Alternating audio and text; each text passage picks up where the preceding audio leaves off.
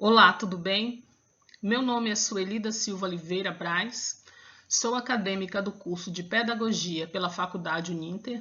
Meu RU é 3598067, sou do Polo de Porto Velho, Rondônia. Hoje eu irei apresentar para vocês o meu estágio de extensão em diferentes contextos, cujo tema será a confecção de jogos educativos recicláveis para o apoio à alfabetização. O estágio em diferentes contextos é uma metodologia de ensino promovida pela Faculdade Uninter que pode ser atuado fora dos muros da escola e que tem como proposta promover ações educativas que possam contribuir para novos aprendizados. Dessa forma, a escola estará atuando junto à comunidade, pois somente com ideias inovadoras poderemos auxiliar as nossas crianças no processo de alfabetização, de forma criativa e prazerosa, através do aprender brincando.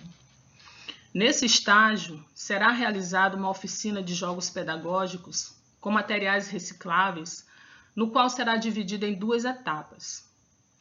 Primeira, parte teórica, momento em que será abordado a parte conceitual, que inclui apresentação, introdução, justificativa, objetivos e teorias de aprendizagem segundo autores e pedagogos. Segundo, parte prática, momento em que será realizado a oficina com os modos de produção dos materiais, seguida das atividades práticas, com os jogos educativos, que contará com a participação de crianças que estão entrando em fase do processo de alfabetização.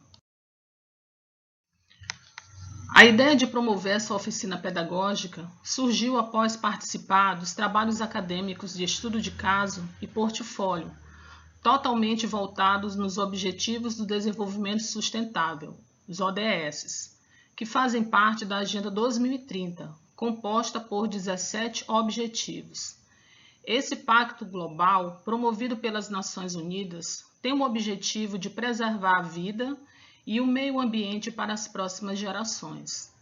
Após muita pesquisa, surgiu a preocupação em como contribuir para que essas metas fossem cumpridas, tornando assim o nosso planeta um lugar mais desenvolvido, de forma inteligente e sustentável.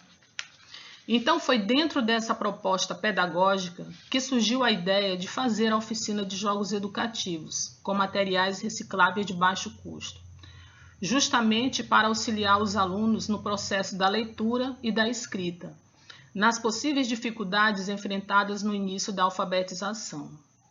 São materiais que praticamente temos em casa e que muitas das vezes nem imaginamos que através da criatividade podemos transformá-los em brinquedos que vão contribuir para o ensino e aprendizagem de nossas crianças. No próximo slide, nós vamos abordar alguns benefícios que os jogos didáticos podem contribuir para o desenvolvimento social e cognitivo da criança. Os objetivos dos jogos didáticos vêm proporcionar meios eficazes de apoio para as crianças que estão entrando na fase de alfabetização, tanto na educação infantil quanto nas séries iniciais do ensino fundamental. Facilitam no processo de ensino e aprendizagem, auxiliando o trabalho do professor, de maneira que os alunos possam compreender melhor o conteúdo ensinado. Fortalece o vínculo entre os alunos, estimula o desenvolvimento físico, emocional e cognitivo, desenvolve o otimismo, a cooperação, autocontrole, negociação. Prepara as crianças para administrar suas frustrações e as adversidades.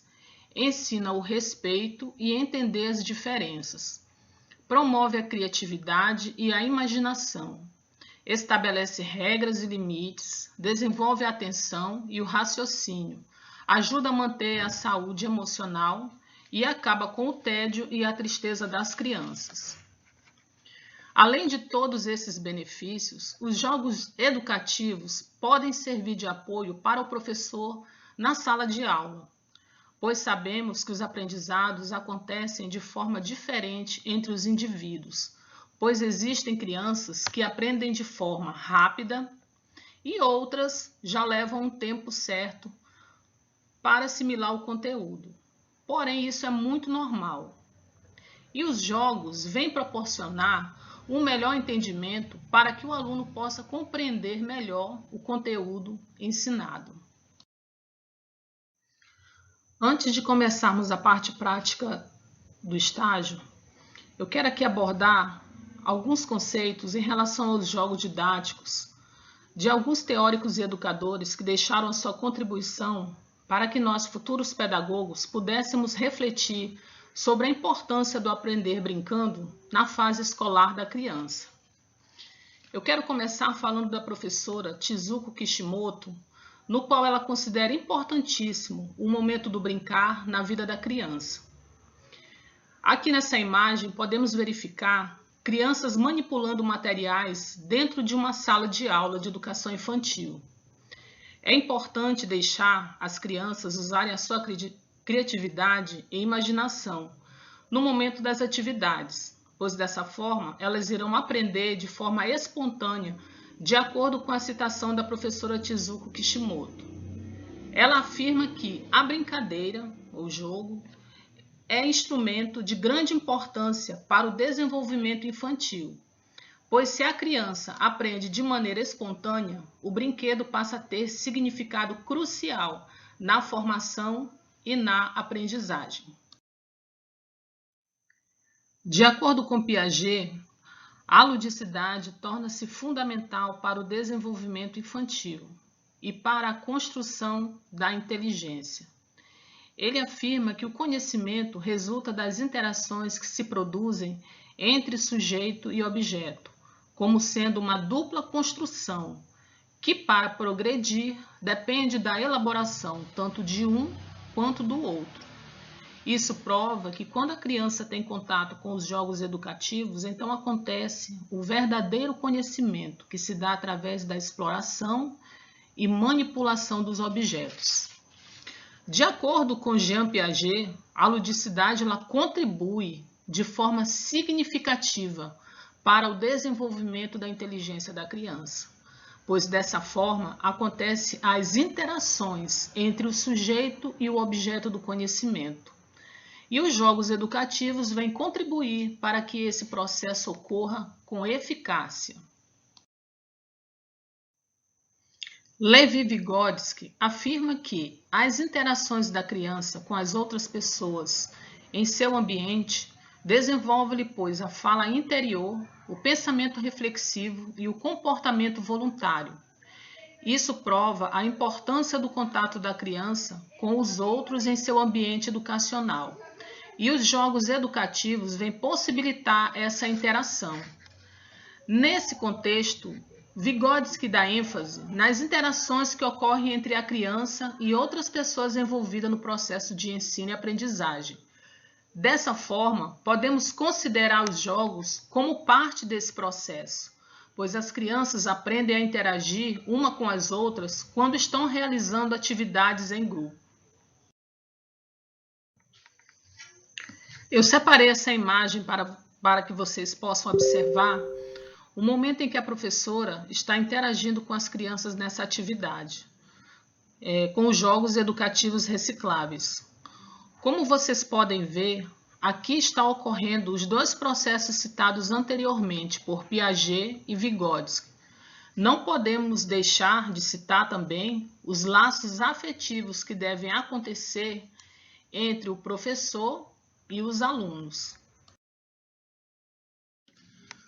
Por último, iremos falar dessa grande mulher e educadora, Maria Montessori, que esteve muito à frente de seu tempo, pois ela venceu as barreiras do preconceito de uma época em que a mulher não era valorizada e muito menos tinha o direito de ingressar em uma faculdade.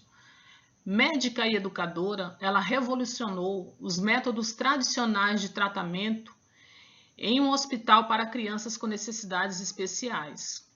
E sensibilizada com os meios de tratamento inadequados que os médicos utilizavam com as crianças, ela fundou a Casa de Bambino e dedicou a sua vida em prol dessas crianças. Vamos conhecer um pouco dela aqui no slide.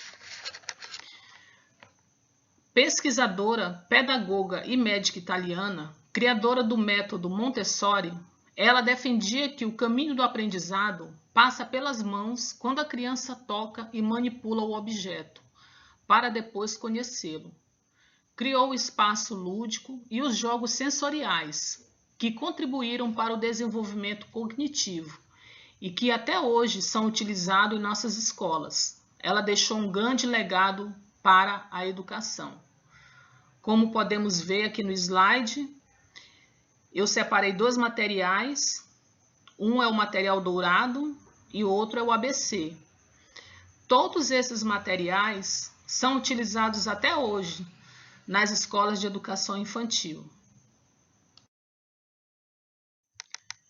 Eu escolhi essas duas imagens para fazer uma comparação do ensino tradicional da época e do ensino moderno, de acordo com o método Montessori.